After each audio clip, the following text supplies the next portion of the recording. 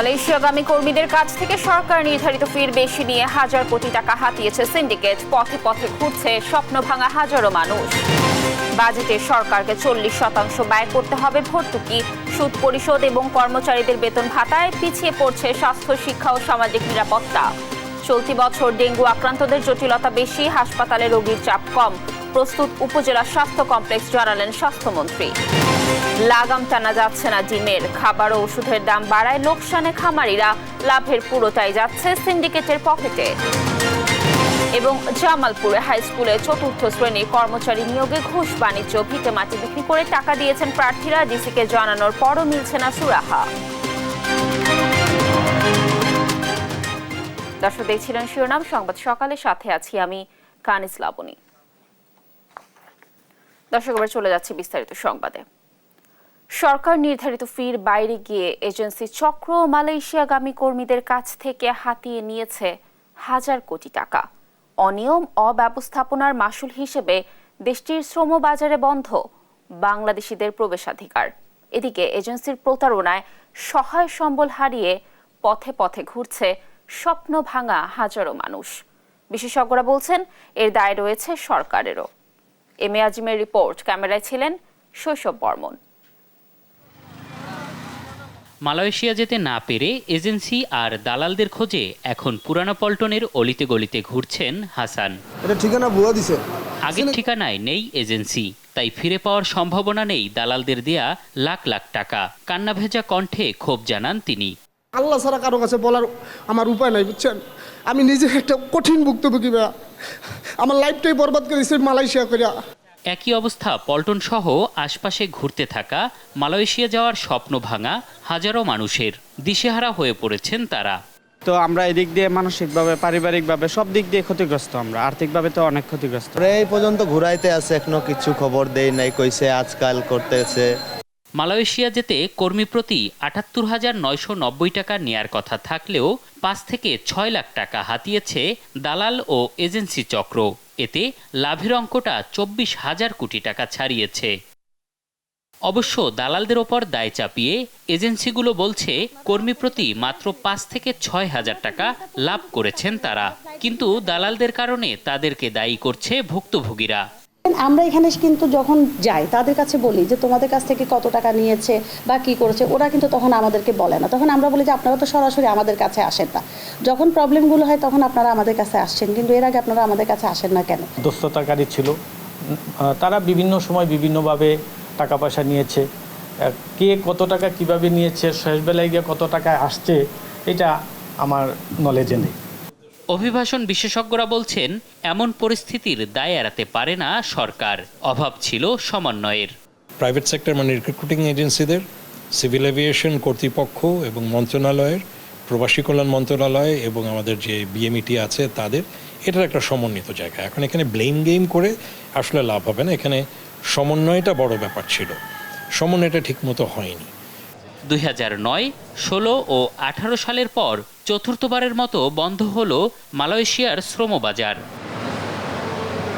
বাংলাদেশের বড় শ্রমবাজারের অন্যতম মালয়েশিয়া। গত ১.৫ বছরে সৌদি আরবের পর সবথেকে বেশি শ্রমিক গিয়েছে সেখানে। তবে বারবারই চক্র, অনিয়ম আর দুর্নীতির অভিযোগে বন্ধ হচ্ছে শ্রমবাজারটি, যা দেশের বৈদেশিক মুদ্রা আয়ের জন্য বর্তমানে বড় ক্ষতির কারণ। এম এ আজিম, দেশ টিভি, ঢাকা। মে মাসে গেল বছরের অর্ধেক মানুষ ডেঙ্গু আক্রান্ত হয়ে হাসপাতালে ভর্তি হলেও মৃত্যু হয়েছে ৬ গুণ। এবার কিছুটা দেরিতে বৃষ্টি শুরু হওয়ায় এখনও হাসপাতালে রোগীর চাপ কিছুটা কম। তবে গেল বছর ১,০০০ মৃত্যুর বিপরীতে এবার ৬০০ আক্রান্তের মধ্যে মৃত্যু হয়েছে ২২ জনের। চিকিৎসকরা বলছেন এবার আক্রান্ত রোগীদের জটিলতাও অনেক বেশি। তবে স্বাস্থ্যমন্ত্রী বলছেন উপজেলা পর্যায়েও চিকিৎসার সব ধরনের প্রস্তুতি নিয়েছে স্বাস্থ্য বিভাগ। হাসান মাহমুদের রিপোর্ট। মুগদা হাসপাতালের ডেঙ্গু ওয়ার্ডে চিকিৎসাধীন ৪ রোগী, শিশু ওয়ার্ড সহ রোববার ভর্তি রোগী ৮ জন, যা গেল বছর একই সময়ে ছিল ৮০ জন। হাসপাতালের ভর্তি রোগীদের দীর্ঘমেয়াদী জ্বরের সঙ্গে বমি, মাথা ব্যথা সহ দেখা দিচ্ছে নানা জটিলতা।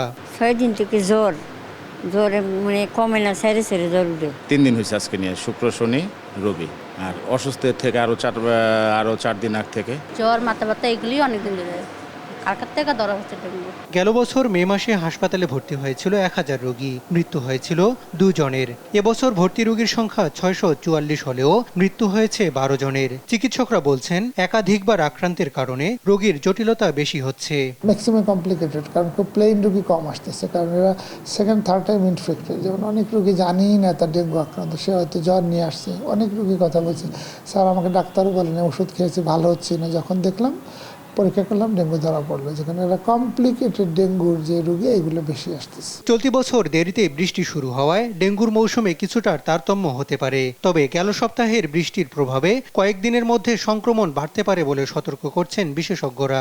বৃষ্টি পড়ার সাথে সাথে দুটো ব্যাপার ঘটে, নানা জায়গায় বৃষ্টির পানি জমে থাকে, এতে পানিবাহিত রোগের প্রকোপ বেড়ে যায়। অন্যদিকে জমে থাকা পানিতে এডিস মশার প্রজনন ক্ষেত্র হিসেবে কাজ করে, ফলে এই এডিস মশা ডেঙ্গু এবং চিকুনগুনিয়ার মতো রোগের বিস্তারে সহযোগ। এদিকে স্বাস্থ্যমন্ত্রী বলছেন এবার উপজেলা পর্যায়ে চিকিৎসার সব ধরনের প্রস্তুতি নিয়েছে স্বাস্থ্য বিভাগ।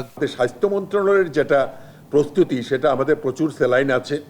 আমাদের এখন চিকিৎসকরা একদম উপজেলা পর্যায়েও ডেঙ্গি রোগের চিকিৎসা সম্বন্ধে ওয়াকেবল, ডেঙ্গি আমাদের গাইডলাইনও আছে, সুতরাং এতে কোনো অসুবিধা হবে বলে আমি মনে করি না। তবে রোগীর সংখ্যা বৃদ্ধির আগে মশা নিধনে জোর দেন স্বাস্থ্যমন্ত্রী। Prevention is the best treatment. Hasan Mahmud, দেশ টিভি, ঢাকা।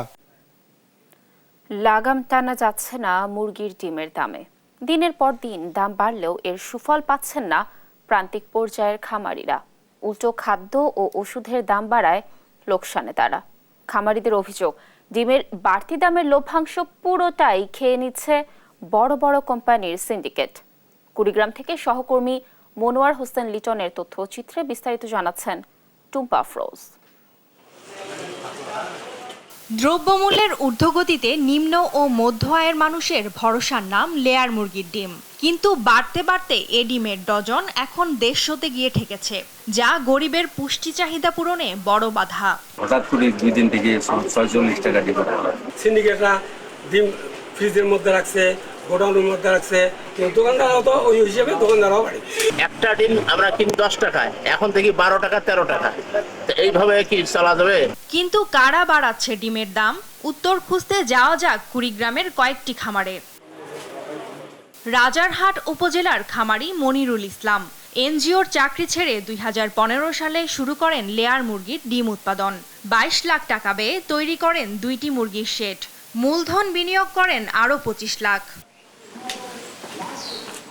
প্রথম দিকে ব্যবসায় লাভের মুখ দেখলেও গেল কয়েক বছরে লোকসানে এ খামারি। চলতি বছরের লোকসানের পরিমাণ দাঁড়িয়েছে 23 লাখ টাকা। তাই খামার এখন মুরগি শূন্য। 2000 মুরগির খামার করা একই এলাকার শাহজাহান আলীও লোকসানে। আগামী 2 মাসের মধ্যে খামার বন্ধ হওয়ার শঙ্কা তার। শুধু মনিরুল ইসলাম বা শাহজাহান আলী নয়, কুড়িগ্রামের শত শত উদ্যোক্তা এখন পুঁজি হারিয়ে নিঃস্ব। 2টা খামারে 5000 মুরগি ছিল। এই 5000 মুরগিতে দেখা যায় পার ডে আমার লস প্রায় 4500-5000 টাকা। এরকম করতে করতে দেখা যায় যখন আমি ফিড এবং ঔষধ নিয়ে লাস্ট পর্যন্ত আমি চলতে পারতেছিলাম না, তখন আমি লাস্টে মুরগিগুলো বিক্রি করে দেই। ডিমের বাজার বাড়লে তখন তো চিল্লাহল্লা শুরু হয়, কিন্তু খাদ্যের বাজার যখন বাড়ে তখন তো আর কেউ কিছু কথা বলে না। আমরা খামারিরা তো এইভাবে মার খাচ্ছি। খামারিরা বলছেন ফিডের দাম বৃদ্ধি এবং বড় বড় কোম্পানি ও ব্যবসায়ীরা সিন্ডিকেট করে ডিমের বাজার নিয়ন্ত্রণ করায় বছরে বেশিরভাগ সময় উৎপাদন খরচের নিচে ডিম বিক্রি করতে হচ্ছে। এই জগৎটা একটা সিন্ডিকেটে পরিণত হয়ে গেছে, ফলে যারা কোটি কোটি টাকা ইনভেস্ট করতেছে তারাই টিকে আছে, আমাদের মতো খামারিরা আর এই জগতে টিকতে পারতেছে। দাম শুনি অনেকেই বড় বড় ব্যবসায়ীগুলো করেন স্টক করতেছে। ডিমের বাজারের এসব সিন্ডিকেট ভেঙে মুরগির খাদ্য ও অন্য জিনিসের দাম সহনীয় রাখতে সরকারের প্রতি দাবি খামারিদের। নিউজ ডেস্ক, দেশ টিভি। দর্শক, মাছ মাংসের বাজার দর নিয়ে বিস্তারিত জানাতে জামালপুর থেকে যুক্ত হচ্ছেন আমাদের সহকর্মী মেহেদি হাসান। মেহেদি, জামালপুরে মাছ মাংসের আজকের বাজার দর পরিস্থিতি কেমন দেখছেন, কি বলছেন ক্রেতা বিক্রেতারা, কি তথ্য রয়েছে জানাবেন। লাবণী, আপনাকে শুরুতেই জানাতে চাই যে মাছ মাংসের বাজার নিয়ে কোনো স্বস্তির খবর নেই।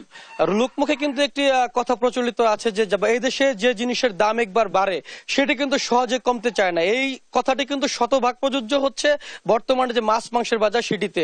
রোজার আগে প্রায় আজকে থেকে 3 মাস হয়ে গেল, 3 মাস আগে যে মাংসের দাম 650 থেকে 700 টাকায় বৃদ্ধি হয়েছিল সেটি কিন্তু এখন 750 টাকার নিচে কিন্তু মিলছে না।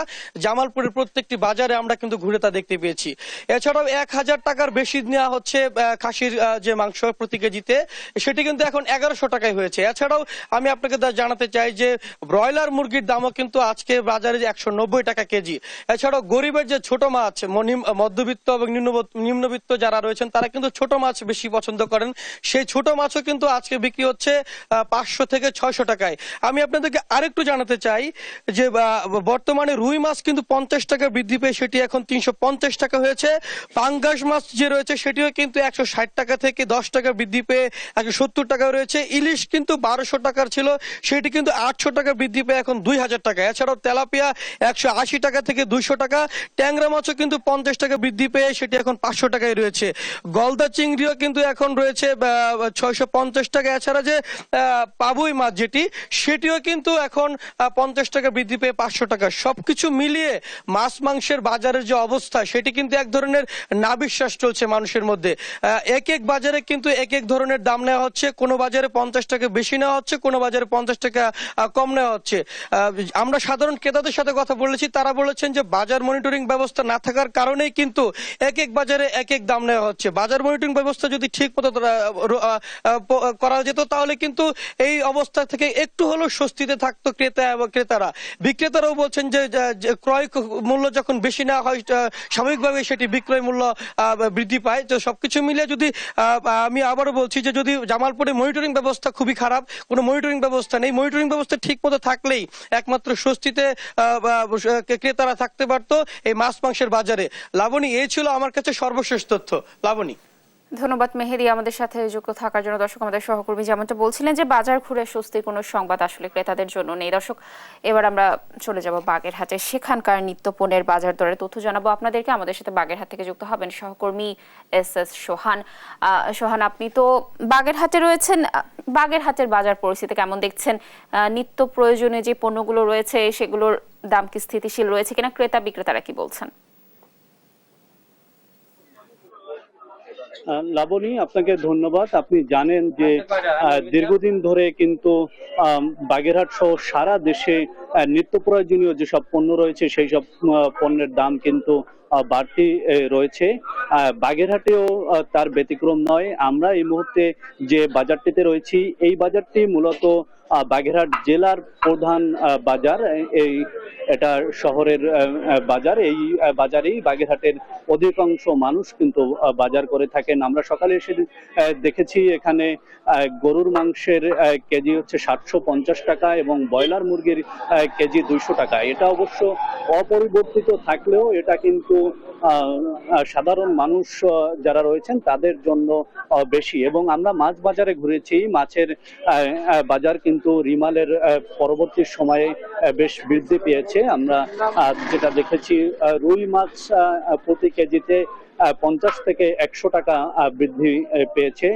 আমাদের বাগেরহাটের যেটা ঐতিহ্য টেংরা এবং ফাঁসা মাছ সেটি কিন্তু 100 থেকে 150 টাকা পর্যন্ত বৃদ্ধি পেয়েছে। এছাড়া আমরা যদি উপকূলীয় জেলা ইলিশ মাছের কথা বলি, ইলিশ মাছ কিন্তু অন্তত 800 থেকে 900 টাকা বৃদ্ধি পেয়েছে প্রতি কেজিতে। আমরা যদি 1 কেজি ওজনের ইলিশের কথা বলি সেটি আজকে বিক্রি হচ্ছে 1600 থেকে 1800 টাকা পর্যন্ত এবং 500 গ্রাম ওজনের যে ইলিশ সেটি কেজি বিক্রি হচ্ছে 100 টাকা 1000 টাকা। অথচ 10 থেকে 15 দিন আগে এই ইলিশের 500 গ্রাম ওজনের ইলিশের দাম ছিল 500 থেকে 600 টাকা। আমরা যদি সবজির বাজারের কথা বলি, সবজি বাজারে কিন্তু সর্বনিম্ন সবজি কিনতে গেলেও কিন্তু 30 টাকা লাগবে, সেটা হচ্ছে পটল। এবং আলু, যেটা হতদরিদ্র মানুষদের প্রধান খাদ্য, সেই আলুরও কিন্তু দাম বেড়েছে 5 থেকে 6 টাকা। আলু গত সপ্তাহে বিক্রি হচ্ছিল 50 টাকা, আজকে বিক্রি হচ্ছে 55 টাকা। এছাড়া অন্যান্য সবজির দাম প্রায় অপরিবর্তিত রয়েছে। বাগেরহাটের প্রধান বাজার থেকে এই ছিল আমার কাছে সর্বশেষ। লাবণী। ধন্যবাদ সোহান আমাদের সাথে যুক্ত থাকার জন্য। দর্শক, বাগেরহাট থেকে আমাদের সহকর্মী সোহান জানাচ্ছিলেন সেখানকার নিত্য প্রয়োজনীয় পণ্যের দাম। দর্শক, এবার জানাবো বাজেটের খবর।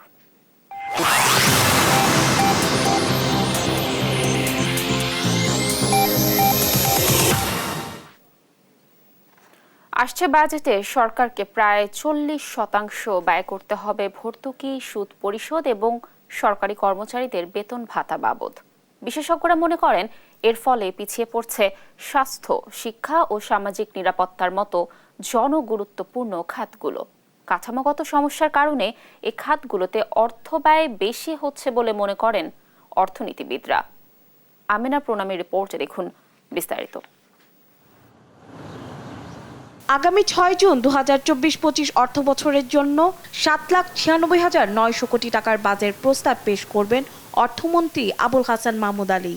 মোটামুটি স্পষ্ট, আসছে বাজেট হবে সংকোচনমূলক। বৈশ্বিক পরিবেশ, ডলার সংকট, অসাধু ব্যবসায়ীদের অতি মুনাফা লাভের প্রবণতা, জলবায়ু পরিবর্তনের প্রভাবে ফসল ও সম্পদের ক্ষয়ক্ষতি সহ নানা কারণে দেশের অর্থনীতি যাচ্ছে চাপের মধ্যে দিয়ে। আগামী অর্থবছরের বাজেট চলতি অর্থবছরের চেয়ে 4% বেশি। এই বাজেটের প্রায় 40% ব্যয় হবে ভর্তুকি, সুদ পরিশোধ এবং সরকারি কর্মকর্তা কর্মচারীদের বেতন ভাতা বাবদ। অর্থ মন্ত্রণালয় বলছে এ 3 খাতে 3,14,700 কোটি টাকা বরাদ্দ দিতে হবে, যার মধ্যে ভর্তুকি ও প্রণোদনা বাবদ 1,11,000 কোটি টাকা, সুদ বাবদ 1,16,000 কোটি টাকা আর বেতন বাবদ 87,700 কোটি টাকা ব্যয় হবে। গেল 5 বছরের রাজস্ব আয়ের তুলনায় মজুরি, পেনশন, ভর্তুকি ও সুদ বাবদ ব্যয় শুধু বেড়েছে। দেশে অর্থনীতির এমন প্রেক্ষাপটে অভ্যন্তরীণ ঋণ, ভর্তুকি ও অন্যান্য অপ্রয়োজনীয় ব্যয় কমিয়ে আনা এবং রাজস্ব বাড়ানোর পরামর্শ দিয়েছেন বাংলাদেশ ব্যাংকের সাবেক গভর্নর ডক্টর সালেউদ্দিন আহমেদ। প্রশাসনের ব্যয় বাড়ে, প্রশাসনিক কর্মকর্তাদের অ্যালাউন্স বাড়ে, নানা রকম সুযোগ সুবিধা দেওয়া হয়। কতগুলো আশ্চর্যজনক জিনিস আছে। প্রশাসনের যারা লোক, তাদের যে আপনার পেনশন বেনিফিট, সেটা সামাজিক নিরাপত্তা হিসাবে ব্যবহার করে। এটা কি সামাজিক নিরাপত্তা? সামাজিক নিরাপত্তা কাদের জন্য? যারা দুস্থ, বিধবা, প্রতিবন্ধী, তাদের জন্য সামাজিক। আর কাঠামোগত সমস্যার কারণে এসব খাতে অর্থ ব্যয় বেশি হচ্ছে বলে মনে করেন অর্থনীতিবিদ ও সাবেক গভর্নর ডক্টর আতিউর রহমান। একটা কাঠামোগত সমস্যা। আমরা যে কাঠামোর মধ্যে আছি, যেমন বেতন তো বন্ধ করতে পারবো না, পেনশনও বন্ধ করতে পারবো না, সুতরাং রেট অফ ইন্টারেস্ট যেটা তোমার বিভিন্ন ঋণ করেছি তার তো কিস্তি দিতে হবে, তার রেট অফ ইন্টারেস্ট তো দিতে হবে। তো সেই জন্য সেটার জন্য যে খরচ, সেটাও তো বন্ধ করা যাবে না। সেই জন্য এটা বোধহয় দেওয়াই লাগবে। সেই জন্য চেষ্টা করতে হবে যে এই খরচগুলো যাতে আর না বাড়ে। ঋণ পরিশোধ, পেনশন এবং ভর্তুকি বাবদ যেন অযথা কোনো ব্যয় না হয়, সেদিকে সরকারকে বিশেষ নজর দেওয়ার পরামর্শ বিশেষজ্ঞদের। আমিনা প্রণামী, দেশ টিভি, ঢাকা। দর্শক, সংবাদ সকালে আরো থাকছে।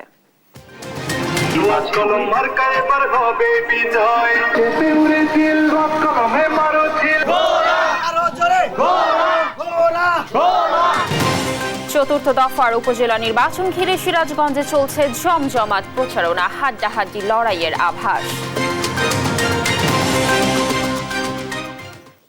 ঘূর্ণিঝড় রিমালের ক্ষতচিহ্ন এখনো উপকূলে। ভোলায় আঘাতের 6 দিন পরও খোলা আকাশের নিচে দিন কাটাচ্ছেন ক্ষতিগ্রস্তরা। খাদ্য ও বিশুদ্ধ পানির সংকটে মানবেতর দিন কাটছে তাদের। যদিও জেলা প্রশাসক বলছেন বরাদ্দ পেলে তাদের পুনর্বাসনে করা হবে সরকারি সহায়তা। ছোটন সাহার রিপোর্ট, জানাচ্ছেন ফারজানা ইসলাম।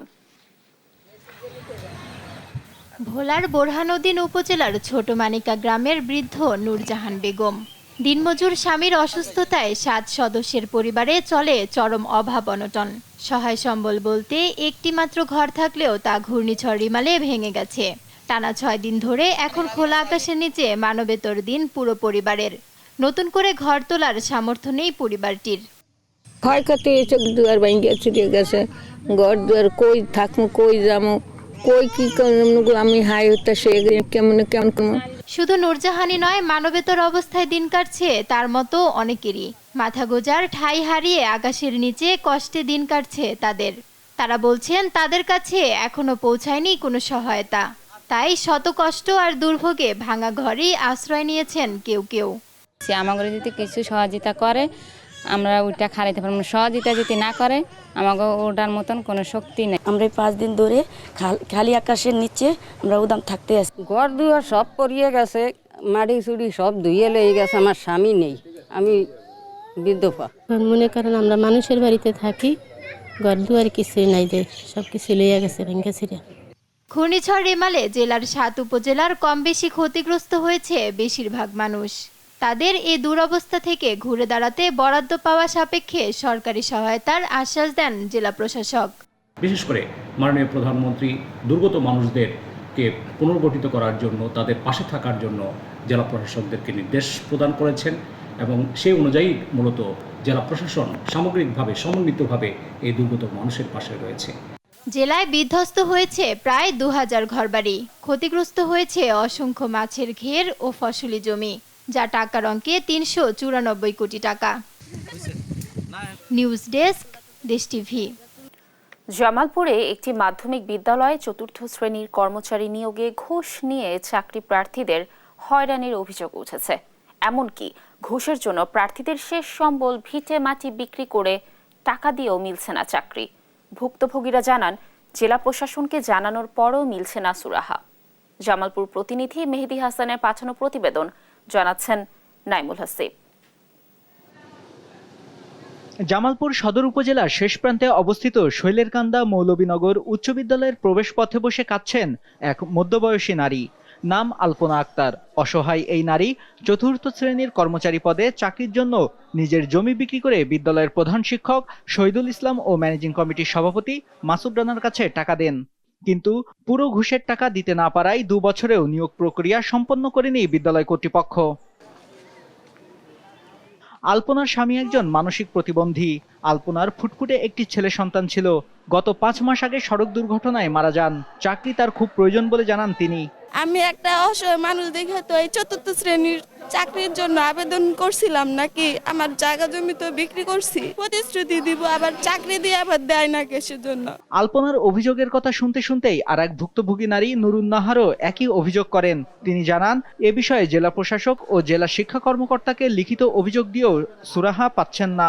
জমি বিক্রি করে টাকা দেওয়া হয়েছে, যেমন 10 লাখ টাকা, তারপরে অন্য এক লোক নিয়ে ঢুকাইছে। ন্যায্য বিচার চাই। রামগড়ের সাথে যেরকম একটা দুর্নীতি করা হলো, প্রতারণা করা হলো, কেন করা হলো? শুধু এই 2 নারীই না, বিদ্যালয়ের অফিস সহায়ক পদে আরো 12 প্রার্থীর কাছ থেকে মোটা অঙ্কের টাকা নিয়েছেন বিদ্যালয় কর্তৃপক্ষ। স্থানীয়রা বলেন প্রধান শিক্ষক ও ম্যানেজিং কমিটির সভাপতি মৌলভীনগর উচ্চ বিদ্যালয়কে দুর্নীতি, ঘুষ বাণিজ্য ও অনিয়মের আখড়ায় পরিণত করেছেন। এরা নিয়োগ নিয়ে এরা যে সব টাকাগুলো নিছে অসহায় মানুষের কাছ থেকে, তাদের কিন্তু দেয় নাই, চাকরি দেয় নাই, না নেয়া এদের হরানি করাইতেছে। চাকরি না দিতে খালি টাকা করে আত্মসাৎই করতেছে। আত্মসাৎ ছাড়া এনে কিছু নাই, সব আত্মসাৎ, কথা বুঝছেন? তা যাই হোক, আমরা এটার বিচার চাই। গোপনে অবৈধভাবে নিয়োগ প্রক্রিয়া বাতিল করা, প্রধান শিক্ষক ও ম্যানেজিং কমিটির সভাপতির দুর্নীতি তদন্ত করে দ্রুত ব্যবস্থা নেওয়ার দাবি এলাকাবাসীর। নিউজ ডেস্ক, দেশ টিভি। দর্শক, সংবাদ সকালে আরো থাকছে। বিশ্বকাপে ওমানের দিয়ে 110 রানের টার্গেটে ব্যাট করছে নামিবিয়া। রাতে শ্রীলঙ্কার মুখোমুখি সাউথ আফ্রিকা।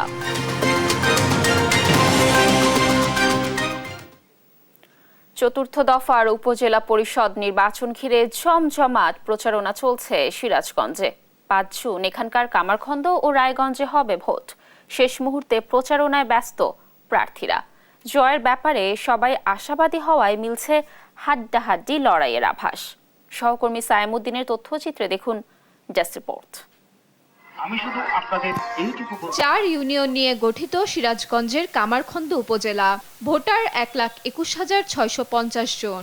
চেয়ারম্যান পদে 5 জন, ভাইস চেয়ারম্যান পদে 4 জন ও মহিলা ভাইস চেয়ারম্যান পদে লড়ছেন আরো 4 জন। 5 জুনের ভোট ঘিরে প্রচারণায় দিনরাত এক করছেন প্রার্থীরা। এই নির্বাচনে আমি বিশেষ করে সামাজিক শৃঙ্খলা, মাদকমুক্ত কামারখন্দ এবং কর্মসংস্থান সৃষ্টির সাথে সাথে অবকাঠামো উন্নয়ন কার্যক্রম ব্যাপকভাবে গ্রহণ করার প্রতিশ্রুতি নিয়েই আমি মানুষের দ্বারে দ্বারে ঘুরছে। জনগণের পাশে দাঁড়ানোর উদ্দেশ্যেই, জনগণের কল্যাণমূলক কাজ করার জন্যই আসলে আমি নির্বাচনে আসছি।